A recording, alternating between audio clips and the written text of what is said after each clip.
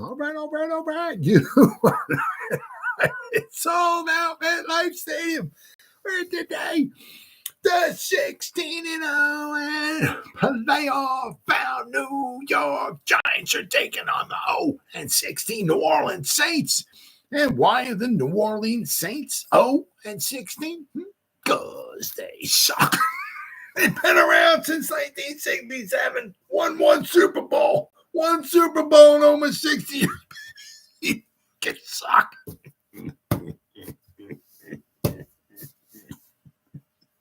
Man, I hate the Saints. I hate them. Oh, man. Welcome to the Gridiron. Anybody out there all is going to spend a little bit of time in here this evening, I greatly appreciate it. Thank you. Or if anybody's going to spend any time watching a replay this, once again, thank you so much from the bottom of our means the world to me. Thank you. Going to try to go about 30 minutes here tonight. Shoot my mouth off for about 30 minutes. Anybody got anything to say, please feel free. Fire away. Throw in the chat box. Usually try to check on the chat box like every 5 or 10 minutes or so. So as soon as I see something in there, I try to respond to it as fast as I can. So please feel free and fire away. But plus also, I mean, seriously, instead of me just rambling on for half an hour, 45 minutes, or whatever it might wind up being, it's just nice to talk to another Giant fan. So please feel free once again. Fire away. Before we get started, if anybody wants to help support my channel out, it would mean the absolute world to me. In the description box below, the very top link in the description box takes you to my membership page. I got 3 different membership levels.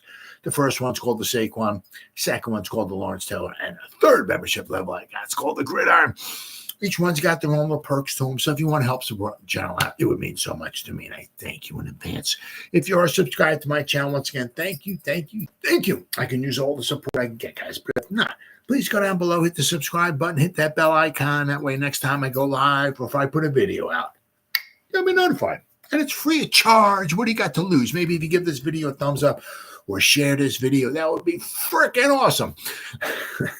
And finally, also just a little ways down in the description box, there's 2 additional links. The top one's a Facebook link. I'll go over that one in just a second. And then the link underneath it. To me, I'm an old-time fart. Can't stand change. I like things just the way they are. Don't be mixing stuff up on me because I'm too much of an idiot to adapt and all. I just leave everything the way they are, right? The link underneath it, it's a Twitter link. It's always been Twitter. It will always be Twitter. I'm one of them get off and on type old-time farts, right? Can't stand change, right? All right, whatever letter of the alphabet Elon Musk wants me to call it, that's on you, bro. I ain't calling it that. I'm calling it Twitter because it's Twitter. You follow me on Twitter, I'll follow you back. That's an absolute promise. I try to put Giants-related stuff in my Twitter account every day. And then finally, the link on top of it takes you to my Facebook group. It's called the New York Giants, the Gridiron. It's my Facebook group. It's doing simply marvelous, might I add. We just reached 8,500 members. I think it was yesterday, I do believe. Basically, if I'm alive and breathing, and if I have internet access, I'm putting stuff in this group darn near 365. And I put stuff in this group, but the members post stuff in this group as well.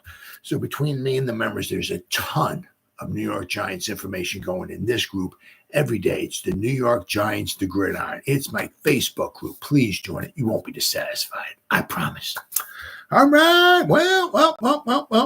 And then there was one. Well, we're down to one more voluntary OTA. And then we got the mandatory. Oof, man, you hear that? You hear that, Darren Waller? Mandatory minicamp next week. I'm texting Tuesday and Wednesday, I think it is, or Wednesday and Thursday. It's 2 days next week, and then it's bye for that's where you got like the black hole. The black hole of summer is like absolutely nothing going on. Sorry, I got a drinking problem. But it's like, so that's when you got to use your creative mind to start coming up with things to talk about and everything, because there's really not much going on. But we got tomorrow, which would be closed to the media. The media was there today, at the second to last OTAs. As I said, Friday will be the final one, then have off on the weekend, and then have 2 things next week, and that'll be it. But Mr. Malik, I'll tell you what, he's looking like, once again, this is only they're running around in jock straps and underwear out there, you know what I mean, and t-shirts and whatnot. And everything. So it's keep stuff, don't go out of proportion here. Don't go all wild crazy. But Malik's he's looking pretty good. He's looking pretty good. There was an article I saw too. They were talking that they were pulling in the San Diego Chargers, putting a little bit of pressure on Mr. Alt because they drafted Alt. And then they got, that was, I think, McConkey. No. What was it? Not McConkey. It says it in the article. I can't remember the name of the wide receiver they drafted. Hold on. Nope. Hup, there you go. Let's see here. Who was it? That's going to bother me now. They got Alt. It was McConkey. Okay. McConkey. Yeah, they drafted McConkey. All right. I thought it was somebody else, but they drafted McConkey in the second round. But they're putting some pressure on Alt. I mean, it's like, he's supposed to be, all that in a bag of Doritos. So, but the thing is that would they rather have a tackle, or would they rather have somebody growing up with Mr. Herbert to throw the football to? So, but we do know that they like to run the ball. Or they're gonna start to probably like to run the ball quite a bit. So maybe I guess to the Chargers anyway, to the upper brass, I guess they made the best pick, I guess, for the organization. I guess. I'm sure a lot of their fans would have much preferred that they want to take in the Neighbors. But especially because they had to get rid of. They had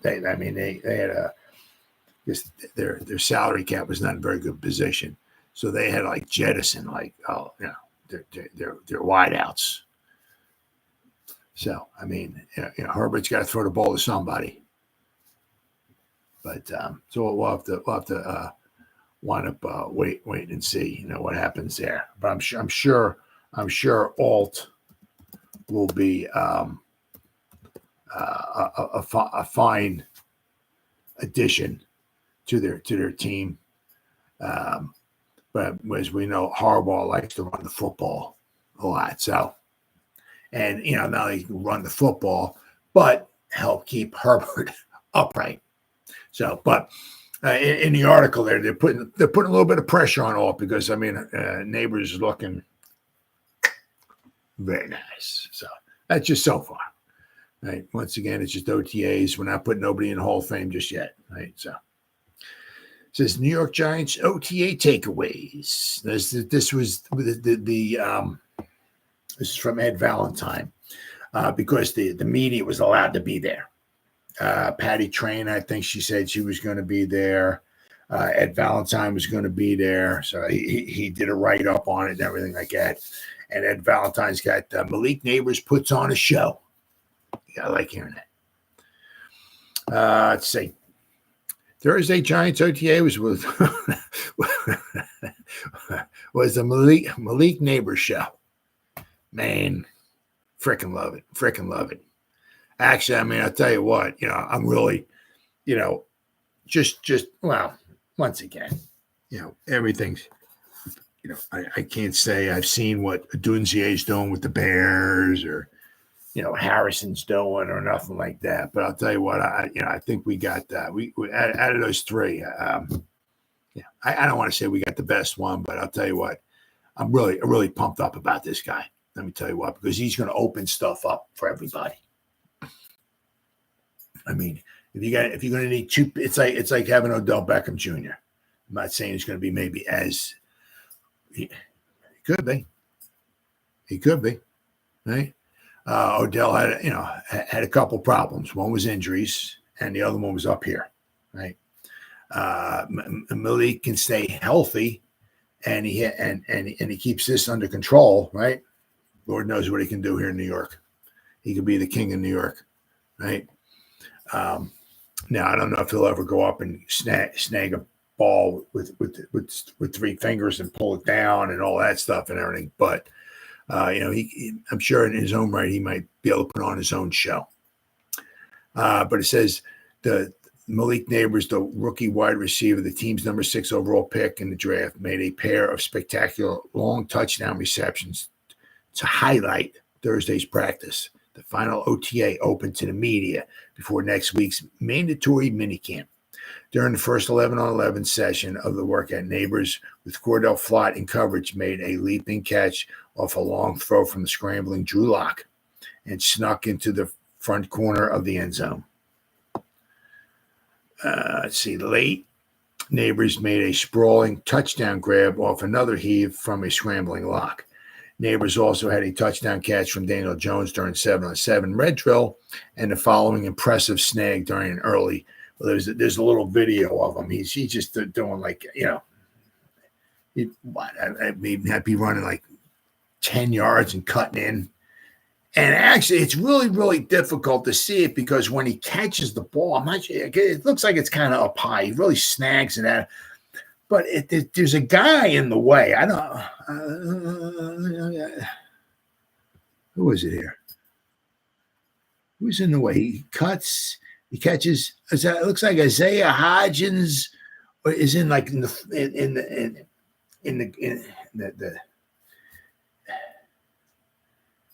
It's kind of like blocking him. So it's as he's making the catch, it's almost very difficult.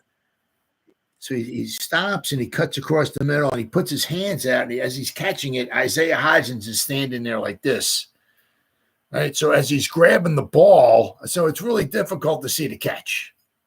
But apparently it was a nice catch. I guess he just snatched that out of midair, whatever. Let's see. He said, I love Neighbors. That's my guy. He's explosive, said cornerback Tay Banks, the Giants' first-round pick in 2023. Me and him are really like the same person. If you look at our build, size, speed, we are really the same person. Banks said it's been real fun, real competitive going up against Neighbors in practice. Well, I'll tell you what, all it's going to do is iron sharpen an iron. Right? Neighbors going to make Banks better. Banks going to make Neighbors better when they go up against one another. And, obviously once training camp goes on and you can start getting a little feely touchy and everything like that, it's going to get a little more competitive. Right? Jaylen, hired third-round pick a season ago, said the addition of Neighbors along with Wan'Dale Robinson, Darius Slayton, and himself give the Giants a stacked wide receiver room. Oh, yeah. I mean, we got some speed. Let me tell you what. We got some speed. And what also was brought up, too, I mean, which makes a lot of sense, is that, if you look at like what the Giants had, right, over the past couple of years, there was no real true number one, right? So whoever who you want to have, Slayton was the number one, or right? But they were all out of order. I mean, Slayton's really like a 2, maybe a 3. And we were trying to make him a number 1, or, see, now the pecking orders be more in order. I mean, whether you got Malik, now Malik is the number 1. He's the true number 1. So now everybody else slides down a spot back to where they're supposed to be at, right? So now everybody, instead of putting putting Slayton out there on the number 1 corner for the other team, right, which is a little bit of a mismatch for, for us. I mean, if the Slayton's not, now we're putting Slayton on their number 2, number 3 cornerback. Now, might favor the Giants, right? So now the pecking order is a lot more favorable for us. That is for sure. Let's see. There's a lot of excitement, bringing in Malik. An elite guy, Hyatt said. Everything he did at LSU, man, it's elite. And not only that, we brought Darius Slayton back, one of our leading receivers, and still we got Wan'Dale Robinson. So for me, man, it brings confidence in the whole room. ready to throw it, and Dabes can see it. I think our receiving room, man, we're stacked, and we're ready to prove what we can do. Now, you got to give, you also got to give Hyatt a lot of credit, because he's been working quite a bit in the off season. Not only because that was his second season with the offense, but he's apparently he's doing some flexing while he's in the the weight room and all of that stuff. And so he's put on a little bit of weight, which helps him against press man, which is one of the reasons why we also brought Steve Smith in, sharing a little bit of his knowledge, right? When guys get right up in your face, right, and you gotta, it's hand-to-hand combat, and you gotta break free as fast as you possibly can, right?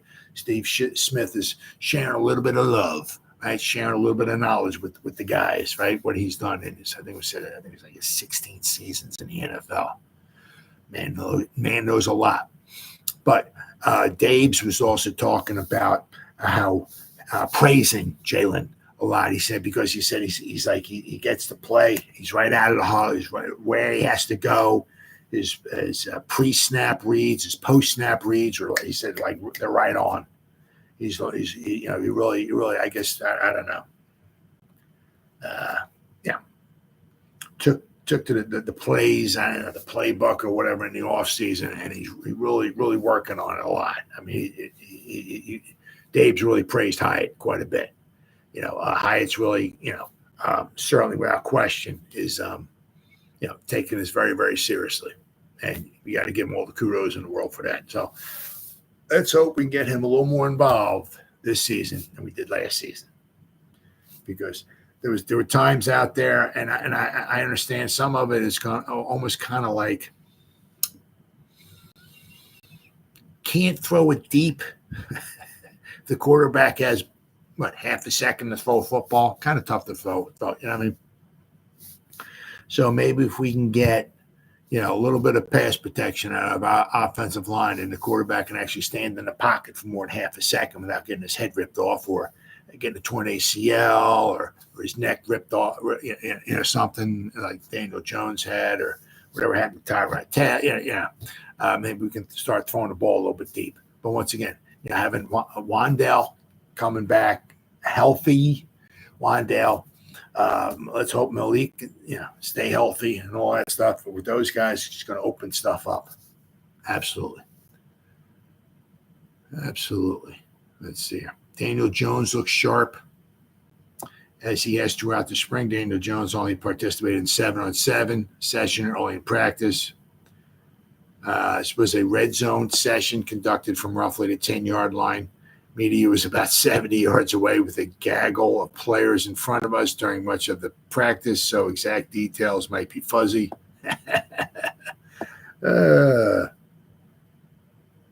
Jones, though, was anything but fuzzy. He went 5 of 6 during his session with all 5 completions going for touchdowns. His only misfire was a contested ball Slayton could not haul in the back of the end zone.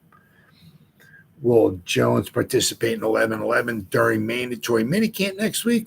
Have to wait and see. That's what Dable says. Well, we'll assess after this week, said head coach Brian Dable. But he's coming along, making progress. Perhaps more significant than his completion numbers was the fact that Jones seemed to move well to both his left and his right to find receivers. He is now roughly 7 months out from surgery with a torn ACL. I think he's not even wearing a brace or nothing. I think he's wearing like a sleeve, I think they said, on his knee, but he's not like running around with looks like he's got a black sleeve on his knee. But it's like no brace or nothing like that. So, I mean, it's just absolutely amazing the way these guys can come back. 7 months from an ACL.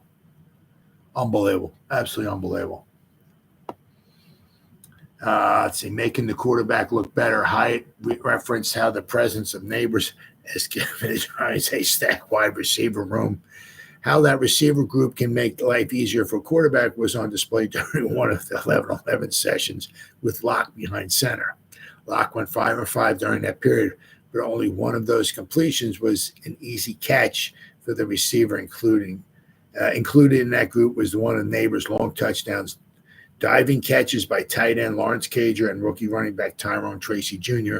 and a one-handed snag across the middle by tightly covered rookie tight end Theo Johnson. One-handed snag.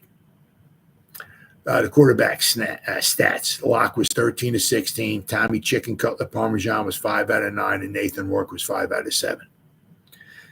Status quo on Darren Waller. Dable said there is no change in the status of Darren Waller. The Giants are continuing to wait for the veteran tight end to let them know whether he intends to retire or will return for a second season with the team.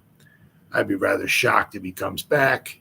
Seems like he's more worried about, obviously, hey, I'm not trying to make fun of his divorce. Certainly not making no fun of that. Lord knows I have not been through a divorce. Do not want to go through a divorce. I'm blessed to have a wonderful, wonderful, loving, caring wife, and she's the only one for me. And absolutely no way, shape, or form wish a divorce upon. Even though I've never gone, I don't wish it upon anybody.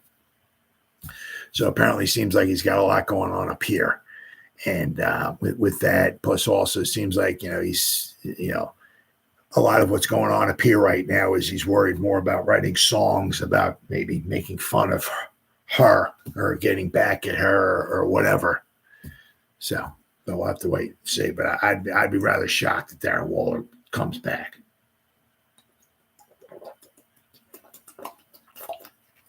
Yeah. It says attendance.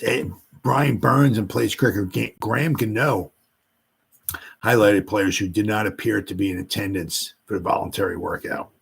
Azeez Ojulari replaced Burns with the first team defense. And this is good. This is good to hear because and we're going to talk about Evan Neal in just a second here. But the gunner, Olszewski, he won't be I think Dable said there's nothing. I'm not sure what this term means. He said it's nothing over the top with Gunner, meaning I guess that means nothing's horrible. He should be back in time for training camp, Dable said. He won't be mandatory minicamp. Gunner won't be there next week, but when they come back in like a little over a month, 5 weeks, I guess, or so away, he should be good to go. So, if we can knock on wood and everything like that, he's like the only casualty, right? Now we're going to talk about Evan Neal in a second, who's not participating. He was on like the sideline riding a bike. So I'm not sure if he's still recovering from off-season surgery or exactly what. But as far as the only casualty during the OTAs and all of that has been Gunner so far. So far, so good. We haven't had 13 guys sprawled out on the field, blowing out Achilles and, ACLs and MCL tears, and the guy threw his spleen out and 52 concussions and stuff like that or whatever. We haven't had any of that again, right? We just had the one incident so far. And apparently Gunner will be back in time for training camp. So that's cool. Then we got the offensive line. Evan Neal did not do any on-field work. The first time offensive line was you got Andrew Thomas, Jermaine Illuminor, Michael Schmitz at center, Runyon at right guard, and you had Izudo at right tackle. So it was kind of interesting because you got with Neal not participating, they didn't want to slide Illuminor out there. So they got Illuminor Trench next to Andrew Thomas, in between Thomas and Schmitz, right? Then we got, of course, we got Runyon at right guard, and then you got they got Izudo out there right tackle. So I'll have to wait and see. As I said, once again, they don't say much of anything. Dable's not going to tell you anything at all. But Evan Neal was like on the bike. I think it was off to the side or something. I said, I'm not sure if he's trying to come back from the off-season surgery or what. But they're just giving him some time off. I'll have to wait and see. All right. Let's see. The next. Let's see. So I had that. Oh, there we go. Another one here. And we get this another one. We got touchdown, top plays, offense shines on Thursday. This is from Matt Sitek, digital media coordinator. A lot of basically what he was talking about is kind of the same thing here. Right. We'll begin with the 7-on-7 pair, which saw Daniel Jones throw 3 consecutive touchdown passes to open the session, 2 to Hyatt and 1 to Neighbors. A few plays later, Jones found Wan'Dale Robinson in the back of the end zone for another score. The veteran quarterback finished the period 5 of 6 with 4 touchdowns. Moving to 11-on-11 drills, Neighbors made 2 highlight reel grabs for touchdowns on passes from Drew Lock, one from 30-yard line and the other from 35 yards out. Neighbors' speed and quickness have been evident from the sideline, and his teammates have taken notice as well. Well, hey, man, I tell you, frickin' what? Excuse me. Hey, welcome aboard, brother. Hey, the guy's going to put up some points for you, right? You got to love it. You got to love it. He's so far, yeah, right. We're not putting him in the Hall of Fame yet, right? But so far, he's looking, like a, there's no, well, I mean, you picked him 6. I mean, he's got potential. He's got a chance to be a good player. No, I mean, so far, he's looking like the real. Once again, they're running around in jock straps and underwear out there, right? You can't touch him, can't do nothing to him, this, that, thing. But, so far, right, he's looking like 2 thumbs up. I'd give 3 thumbs up, but I only got 2, right? He's looking like the real deal. So, let's see here.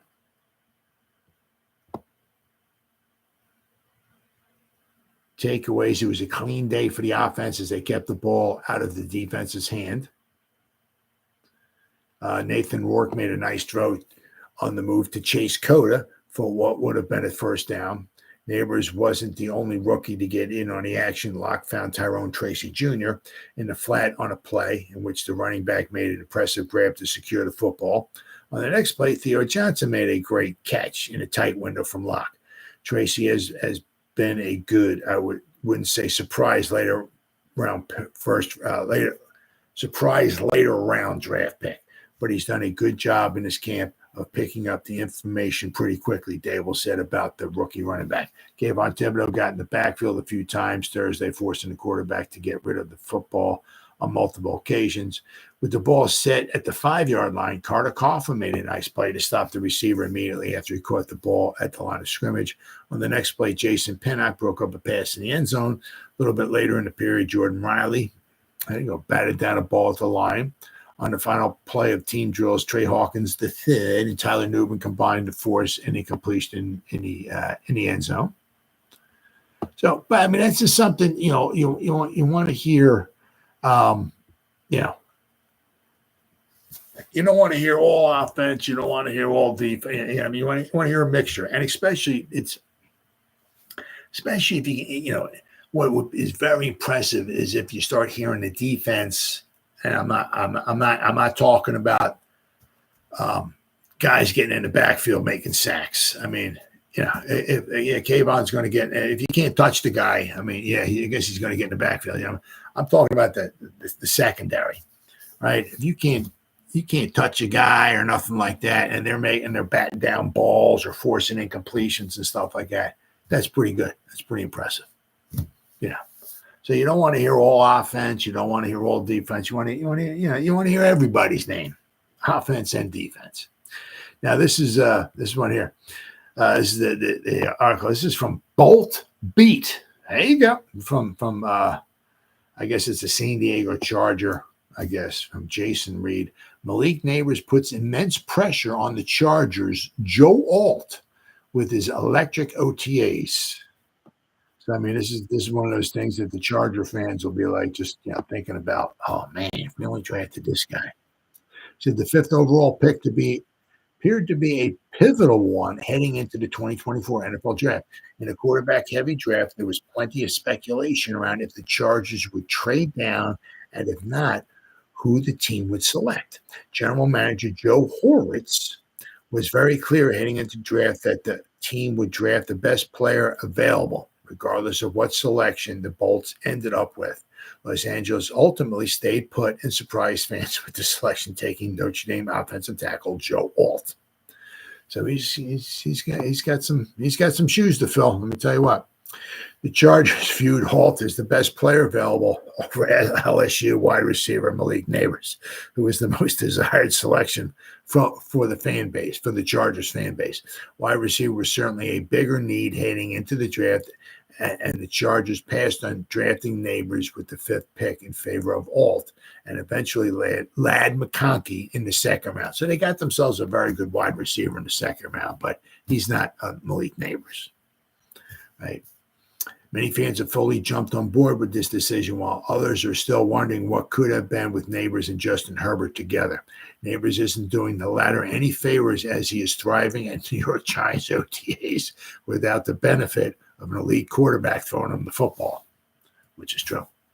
I mean, could you imagine if we had if we had Patrick Mahomes throwing him the football, if we drafted Justin Herbert or something like that? I mean, Daniel Jones, he can sling it.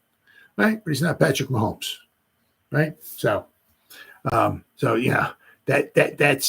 I think for the Chargers fan, because I ain't got to worry about it.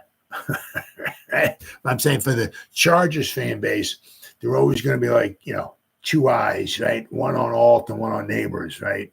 And if Alt, once again, I'm not ever going to sit here and say I sat here for 300 years. I watched every play Alt had going back to his 3rd grade school when he was in 3rd grade, and I broke down every play. I'm never going to say that. Life's too short. That ain't me. Haven't done it. Not going to do it. I let other guys do it. I take their knowledge and I pass it along, right? But Alt, for all intents and purposes, seemed to be all of that and a bag of chips, as far as the offensive tackle, right? So, as far as him being a failure, it doesn't seem like that's going to happen. But once again, you still got to play the game. So who knows, right? But he seems like a very sound, safe selection for the Chargers. But if Neighbors winds up putting up some crazy, silly numbers, I'm sure some of those Charger fans are going to be like, ooh, we could have had that guy. Ooh, if only Herbert and Neighbors. Ooh, what a combo, right? The interesting thing would have been, what if they took Neighbors? What would the Giants have done with number 6? Hey, because we do know, right? I am right. What were they going to do? They got Andrew Thomas. You ain't doing nothing with that guy. The only thing, you get down on your knees at nighttime and you pray to sweet dear baby Jesus. Let Andrew Thomas be our left tackle for at least the next 10 years. Sweet dear baby Jesus. That's all. Hopefully the guy doesn't have to run after a block punt anytime soon this season. He keep his hamstrings intact. He can play healthy. And we got ourselves our left tackle for at least next 6, 7, 8, 9, 10 years, whatever, right? We got Evan Neal. They drafted Evan Neal, right? This is only his 3rd season, right? They're not going to throw him to the scrap heap just yet. So for them to go out there and draft, they brought in 322 different free agent offensive linemen. So for them to go out and draft Joe Alt, who playing pretty much left tackle, right, and draft him, that would have been a little crazy. Now, for them to draft the Dunzier, they like separation. They don't like a guy. Not that a Dunzier can't separate, but they like guys separate. Right? Dunzier is a very good 50-50 guy, contested catch kind of guy and all that. And he can get some separation, but that's separation in college. Yeah. Everybody's straight from Alabama in the pros. Everybody, you got the best of the best of the best of the best in the pros. Okay, so the separation you're getting in college is going to be like this in the pros, right? So would they have drafted a Dunze? if Neighbors went 5. With the Giants have drafted a quarterback. Ooh, would have been very interesting to say, and you're never going to know. You can never, you'll never get an answer from Shane. I highly doubt if you ever asked him that. But the way it fell for the Giants, 2 thumbs up. Couldn't possibly be happier. Now, there's about 342,000 people, and Michael Strahan and others. Michael Strahan among the Giants on the 2025 College Football Hall of Fame ballot. There's like 150 people, I think, altogether. Where is it at here? I don't know. What does that mean? There's like 101 of these here. Hold on. This is it. 77 players, 9 coaches. No, is that it? There was another one I thought I saw. There's a long list of players, very long list of players and coaches that are on the ballot. Okay. One of them obviously is Michael Strahan. Former Giants, former Giants who are on the ballot include Keith Elias. He was the Giants from Yale or Harvard, one of the Princeton or one of those schools, one of those Ivy League schools, I believe. He was with the Giants from 94 to 96. Also on the ballot. Now this is I can't even talk. This is just so comical. Other Giants, ex-Giants, who are on the ballot. Wide receiver Herman Moore. He played 1 game for the Giants. They actually really put him ex-Giants. He played 1 game. He didn't even have a catch. He had 3 targets. Didn't catch 1 pass. 1 game he played for the Giants in his career. An ex-Giant on the list. He's played 99.99% of his career with the Lions.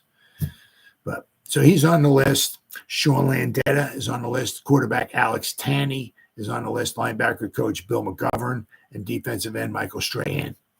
They're on the list, the college football list. It's a huge list. It really is a huge list. I would have to say, if anybody, I think Michael has a very good shot at, more than that, I can see anybody else. After going and draft in 1994, Keith Elias signed with the Giants, where he spent his first 3 NFL seasons. He ran 72 yards and 21 carries, Elias was also a 3-time All-Ivy League performer who helped the Tigers to the 1992 conference title. Elias was a 2-time first-team All-American, 92 and 93, and 93 Ivy League Player of the Year during his time at Princeton. Okay. He still holds the all-time school record for 4,208 rushing yards and 49 touchdowns. Landeta was named first-team All-American in 1982 and was the first punter ever named to the AP's College Division All-American team. He was a 3-time first-team All-ECAC selection at Townsend and owns the career punting records. Some punting records there. Let's see. Obviously, Landeta had a long career. He played 284 NFL games from 84. So if he played 1 more season, he would have played 300 games in his career. Wow. He played 111 games as a member for the Giants. Right. Tanney attended Monmouth University, where he was the 3-time Midwest Conference Offensive Player of the Year. 3-time. He was a 2011 first-team All-American that ended his career as the NCAA All-Divisions leader in career touchdown passes, 157, while his 14,249 career passing yards set the Division III record. Tanney spent his final 3 NFL seasons with the Giants, although he appeared in only 1 game. Did he talk about McGovern here? No. Did he? No, doesn't look like it. And they don't talk about Herman Moore either. They shouldn't talk about it. He played 1 game for the Giants. He had 3 targets, didn't catch a pass. But College Football Hall of Fame announced the ballot class of 2025. Several former Giants landed on the ballot court, including Michael Strahan. Strahan put together a legendary career at Texas Southern, one that saw him graduate with both the program's single-season sack record with 19 in 1992, along with the all-time sack record, sack record, 41 and a half for his career there.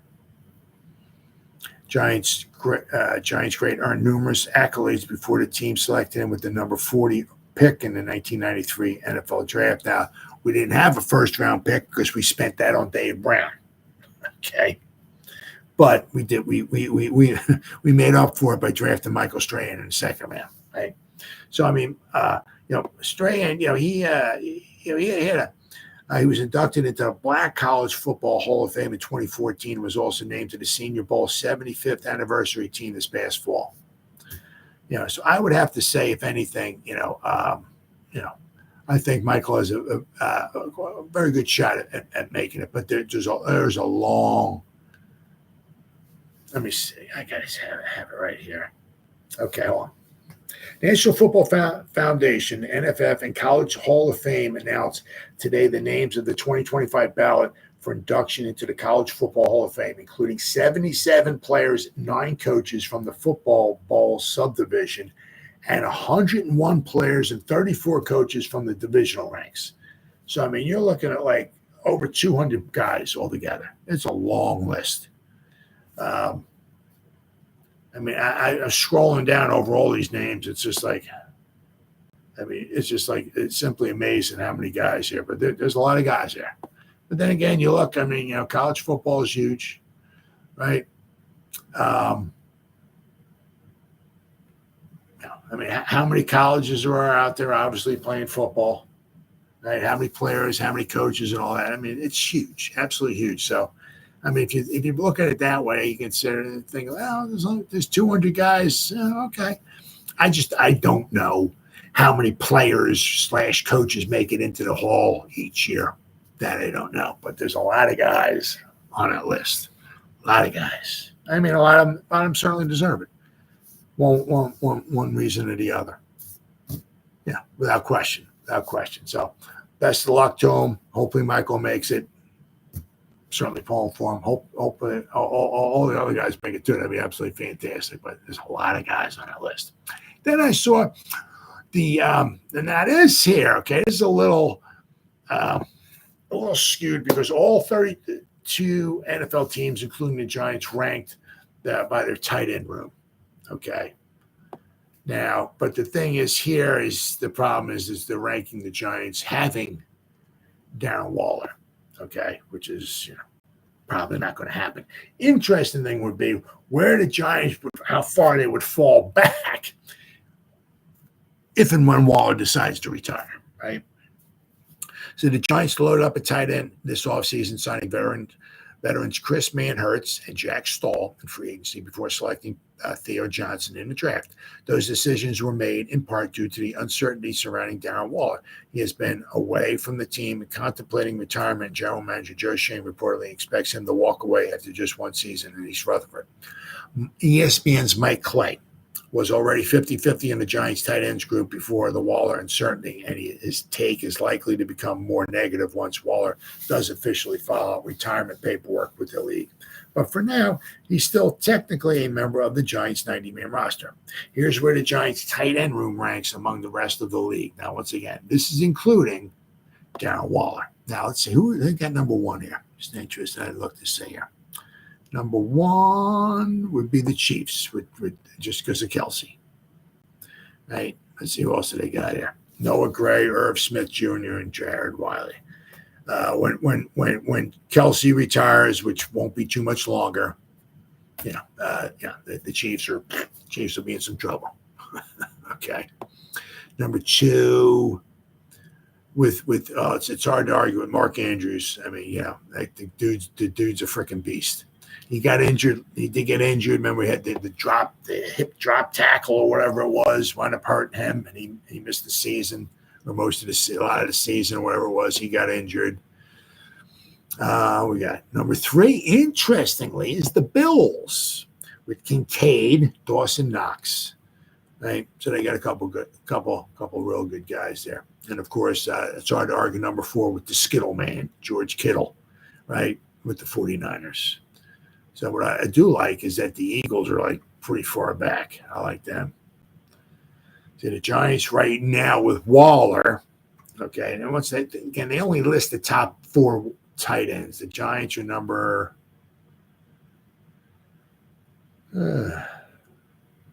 16. Middle of the pack. They got Waller, Bellinger, Manhurts, and Theo Johnson. So I don't know why they have Manhurts in there. I'm not sure where Lawrence Cager's at, but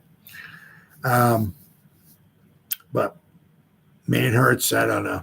Manhurt's been in the league for about 37 years. He's caught 3 passes in 37 years. So I'm not sure why he's in the top 4 of the Giants tight ends. But anyway, this is what the Giants are number 16, 17? Number 16. Giants are right in the middle. That's with the Darren Waller. With a healthy Darren Waller, the Giants would probably be in the top 10, but he's not healthy, right? And he's probably going to retire. So I'm sure the Giants are going to slide way back into the late 20s, if not the 30s, if and when Waller does wind up retiring. What I was happy to see is that the Eagles, I mean, the Cowboys are ranked at number 18. They got Ferguson, right? But the Eagles are number 19. So even with Goddard in there and Ferguson in there, the Eagles and the Cowboys, their tight end room is not ranked really high. So I love it.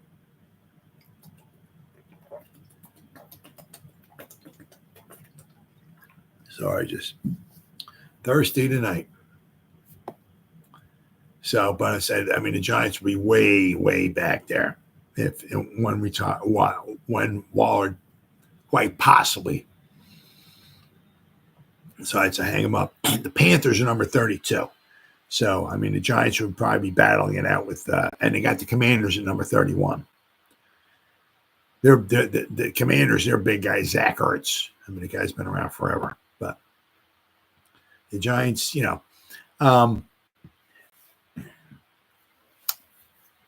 with Waller, or should I say without Waller, the Giants would slide back into the late 20s, if not early 30s, if not number 32. Who knows, right? But, if Theo Johnson could start stepping up and showing what he can do, right? The Giants and Bellinger can do block a little bit better than he did last season, right? Giants, could certainly be in the 20s without question. They don't have a big time tight end, that's for sure. Maybe Theo Johnson might wind up being all that in a bag of chips. We'll have to wait and see. But with the Giants being ranked at number 16 with Waller, that does not bid well for what the guy thinks about the rest of the tight ends that the Giants have. All right, then next we got Giants will wear century red throwback unis for week 1. Now, this was just the one thing that was just a little perplexing. I can understand, they like changing the stuff up. We got the Eagles and the Packers week 1, right? The Cowboys, who the Cowboys are playing. The Cowboys are playing the Browns week 1, right? So I don't know who the Commanders are playing, but they're not playing anybody in the division because the Giants are playing the Vikings. So all of a sudden, they're just changing stuff up now. Instead of the Giants not playing the Cowboys no more week 1. Okay, it is what it is. But you got, but now we're playing the Vikings. But the thing is that, you're trying to celebrate, the century red. You're going back in the day, right? The Eagles were around at 33. The Redskins, they were actually the Boston Braves. Oh, let me see here. It was 1932, I think it was. Let me check this out. It was the Boston Braves, NFL 1932. Let's see here. Team standings. Is it the Boston Braves? Yep, Boston Braves. They were 4-4-2. So that was that the first, or was it 1931? I think it was 32. Let's see here. Yeah, no, Boston Braves in 1931. 1932, okay, was the beginning of the Redskins. It was the Boston Braves, went to the Boston Redskins, And then, because being at Fenway Park, whatever, that for whatever reason they can get fans in the stands now in New England, but back then they could not get fans in the stands. So that's why they went from Boston to Washington, because the attendance was horrible. So the Boston Braves, right, who wound up being the Boston Redskins, who went to the Washington Redskins, right? That's 1932. The Eagles were 1933. But interestingly, though, hold on. 1936. It was the final game. It just goes to show you, right? It was about because back then the championship games, which started in 1933. Oops, sorry, buddy. Sorry. Go take a nap, buddy. He's had a rough day. He's had a lot of naps. He's had a rough day. Dog life. I love it, baby. I love it. Wouldn't have it any other way for him. He does whatever the frick he wants to do. I absolutely love it. Anyway, back then,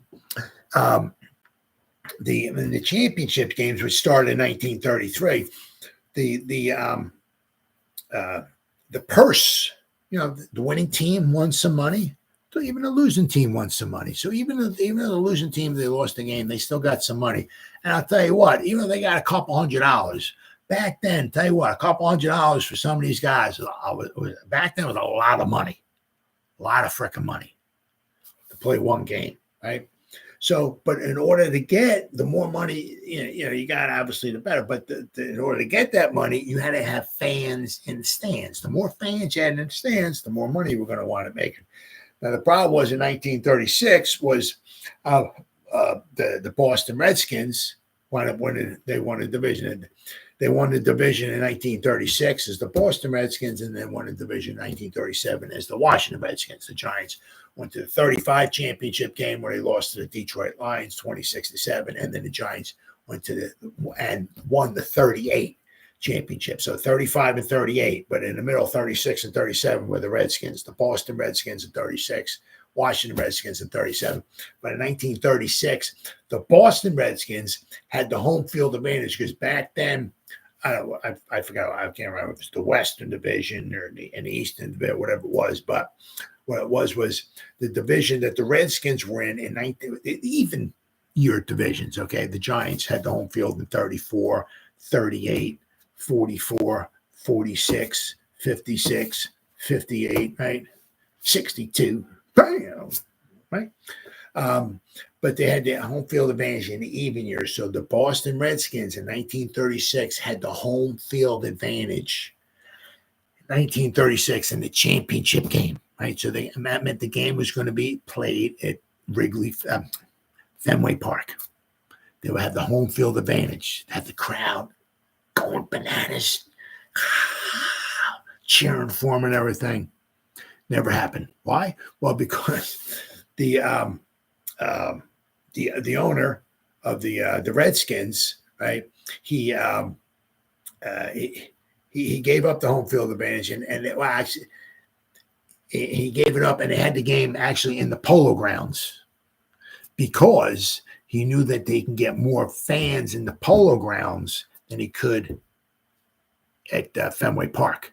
So actually, the only time I can think of that in NFL history and even AFL history, I guess, I mean that a team had home field advantage for a championship game and gave up the rights to have home field advantage was the 1936 NFL championship game. The game was supposed to be played at Fenway Park. Preston Marshall knew. I mean, the reason why he got out of Boston was because they just couldn't get any people to show up for the games. So they took it down to Washington, D.C. in 1937. But he gave up home field advantage to have the game at the Polo Grounds. And I don't remember how many. Well, let me see here. How many people did show up at the let me scroll ahead here. Next season, 36, 34, 35, 36. Here we go, 36. Let me click on the Redskins. It was the Eastern Division and the Western Division. So in the even-numbered years back then, the Eastern Division had the home field advantage. So 1936, the Boston Redskins with a record of 7-5, not very, very good. Actually, the Pittsburgh Pirates were in second place with a record of 6-6. But anyway, the Boston Redskins with a record of 7-5 won the Eastern Division. They had the home field advantage.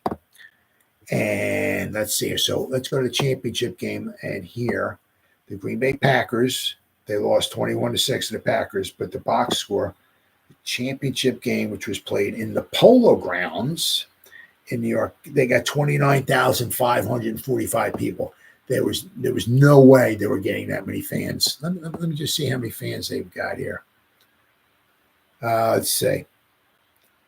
They played the Pittsburgh Pirates. Let's see. Okay, let's see what they got here. The final game that they played at Fenway Park in 1936. How many fans did they show up there? 7,000. Wasn't a championship game, okay, but it was a big game nonetheless because the Pittsburgh Pirates were in second place. It was a big game. The Redskins would have lost to the Pirates in that game. Maybe the Pittsburgh Pirates win the division. Who knows, right? So it was a big game. And they only had 7,000 people showed up at Fenway Park.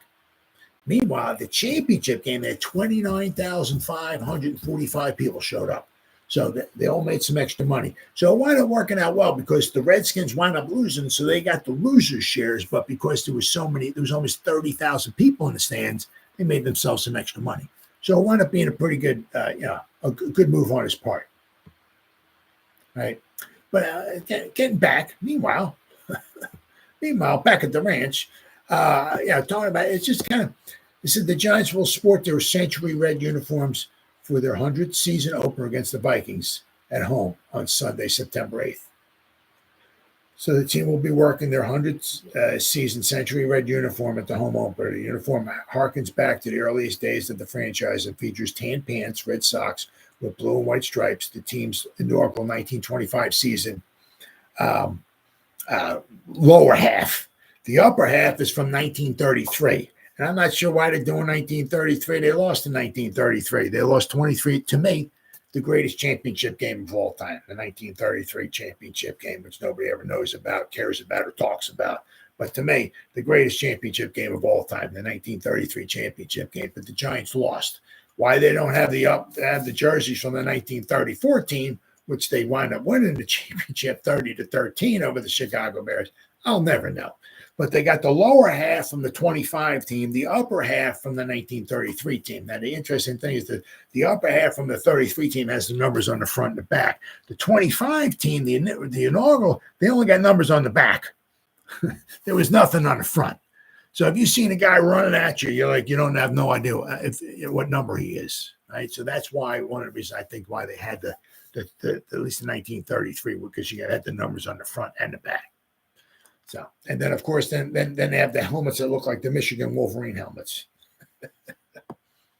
Let's see. To say anything else? It's just so I don't know if they're just going to wear it the one time or what.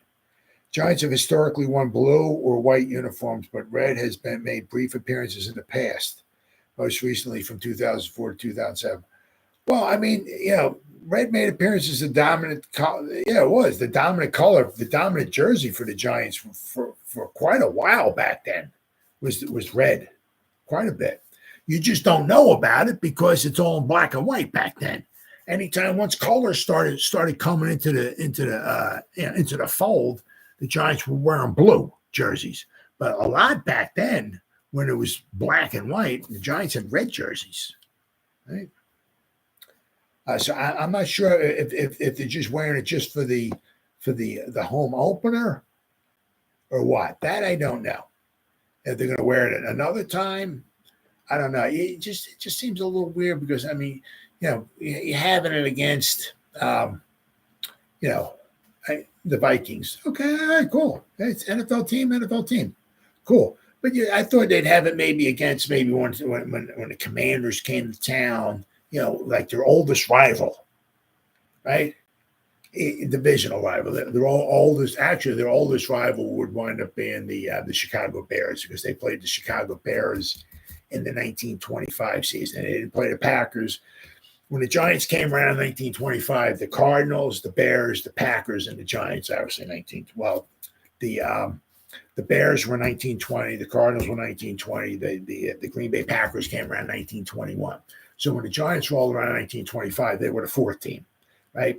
But the Giants didn't play the Packers in 25. They didn't play the Cardinals in 25. They played the Bears 2 times in 25. So, yeah. So they're technically their oldest rival was the Chicago Bears. They played the Cardinals in 1926, right? But the team that they played first, 100 years ago, right, was the Chicago Bears, 1925. Played back-to-back weeks. They played December 6th and December 13th. They lost at home 19-7 to the Bears in December 6th. The following week they wound up I think it was 9-0. They wound up winning. Following week on December 13th in Chicago. So the first team they actually played who's still around is the Chicago Bears. But their oldest rival in the division is the Boston Braves / Boston Braves, Boston Redskins, Washington football team, Washington Commanders, whoever you want to call them, right? Though in 1932, that's their oldest rival. But also, let's not forget about the Eagles, 1933. Cowboys didn't roll around to 1960. Right, so you kind of figured maybe they would want to have those jerseys on against one of those teams, right? But whatever, it is what it is. They can't. The Giants were maybe planning all along their first home game to have those Century uniforms. It is what it is. They're at the mercy of the NFL picking the schedule for them. So it is what it is. But it'd be nice to see it. I mean, I know some people. I understand some of the younger folk are not too thrilled about what the jerseys look like, but to me, being an old-time fart, I love it. I like it. Pretty cool. All right, and finally, look who signed. Well, I tell you what. I mean, he didn't turn in his retirement papers, and I'm sure it's for the veteran minimum, right? I'm sure, whatever the minimal of the minimal is, the Shep man is still around. Now he's getting back in touch with one of his old one of his former teammates, shall I say, from Oklahoma, right? Going back and playing with the Bucs, Baker Mayfield, who let's see, in 2014 and 15, Shepard was with the Bucs, and in 2016, the Giants drafted him. But Baker was there 14, 15, 16, and 17. I believe it was. I think that's what it was. But for 2 seasons, Shepard, they were on the same team. Now, I don't know if, how many times Baker threw passes to him or not. That I don't know. But they were on the same Oklahoma team for 2 seasons, 2014 and 2015. So he's going back. He's reuniting with Baker Mayfield in Tampa. And you know what? Hey, man, to me, I mean, you got to keep an eye out on Atlanta. Because apparently Atlanta's supposed to, obviously they got Kirk Cousins. They drafted another 32 quarterbacks, and so the Falcons, they got quarterbacks. They got about 812 quarterbacks, so they're good at the quarterback position. They're supposed to have a decent team, right? But we'll have to wait and see with the Bucs. Who knows? But as far as I can tell, or know, or whatever, there's none of them are Kansas City Chiefs or San Francisco 49ers, not like that. So that division is still, I'm sure, is up for grabs, right? But I don't know what Carolina's going to want to do in there. But between the Saints, the Bucs, and the Falcons, I'm sure they'll have a nice little battle going on. But hey, Baker took them, won the division there, took them to the playoffs, beat the Eagles. Yeah. I'll always have a soft spot in my heart. If you're a quarterback for a team and you beat the Eagles, you always have a little soft spot in my heart for you. Baker, thank you, brother. And Buccaneers, thank you. Love it. But I mean, hey, who knows, right? And I tell you what, man, I absolutely love Shep. It's just a shame. I got what have I got here? I mean, last season because he didn't get injured, but one of the reasons why he didn't get injured because he didn't play. He played in 15 games, started 2 games. He got 22 targets last season, right? But the 2 years before that, he played in 7 games in 2021. In 2022, he played 3 games. So in 2021 and 2022, he played a grand total of 10 games. Got injured. 10 games, 2 seasons, 10 games. Reason why he lasted all last season was basically because he didn't play. Right? You don't play, you don't get hurt. But hey, hope he stays healthy, and he hasn't shown it. Let's see what do we got here? 2 of his first 3 seasons, he played in all 16 games. Rookie season, 2016 and 2018 played all 16 games. But 2017, he missed 5 games. 2019, he missed 6 games. 2020, he missed 4 games.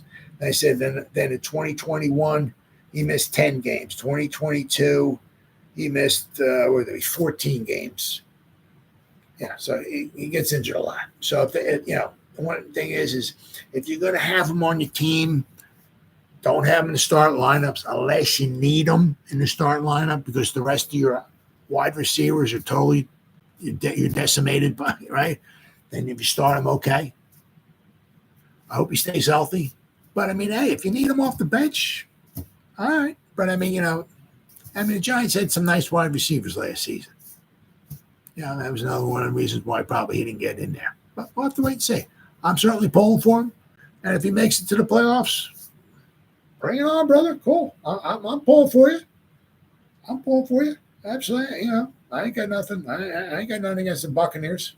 Absolutely not. So, Shep, congratulations, brother. I'm glad. I'm glad you didn't turn your retirement papers in.